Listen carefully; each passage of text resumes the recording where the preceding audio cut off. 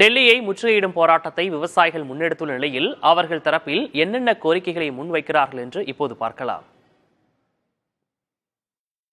3 வேளாண் சட்டங்களுக்கு எதிராக 2020-21 ஆண்டுகளில் டெல்லி எல்லைப் பகுதிகளில் ஆயிரக்கணக்கான விவசாயிகள் ஓராண்டுக்கும் மேலாக நடத்திய போராட்டத்தின் இறுதியில் 3 சட்டங்களும் திரும்பப் பெறப்பட்டது.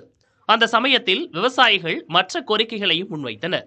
டாக்டர் சுவாமிநாதன் ஆணையத்தின் பரிந்துரையின்படி குறைந்தபட்ச ஆதரவு விலை தொடர்பாக சட்டம் இயற்ற வேண்டும். தேசிய ஊரக வேலைவாய்ப்பு திட்டத்தின் கீழ் வழங்கப்படும் ஊதியம் 700 ரூபாயாக அதிகரிக்க வேண்டும்.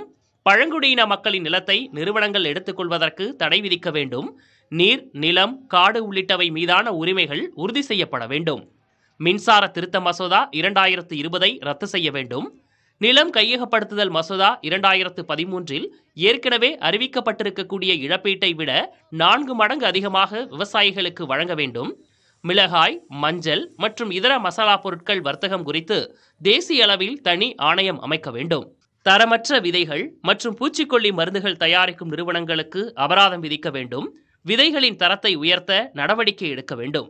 விவசாயிகள் மற்றும் விவசாய தொழில்களை சார்ந்தவர்களின் கடன்கள் முழுமையாக தள்ளுபடி செய்ய வேண்டும். விவசாயிகள் மற்றும் விவசாய தொழில் சார்ந்தவர்களுக்கு ஓய்வூதியம் வழங்க வேண்டும்.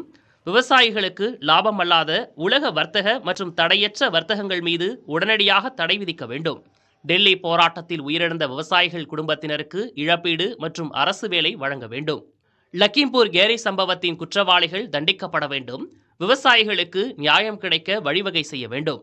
இந்த கோரிக்கைகளை மத்திய அரசு நிறைவேற்றி தர வேண்டும் என்பது விவசாயிகளின் கோரிக்கைகளாக உள்ளன. புதிய தலைமுறைக்காக செய்தியாளர் நிரஞ்சன் குமார்.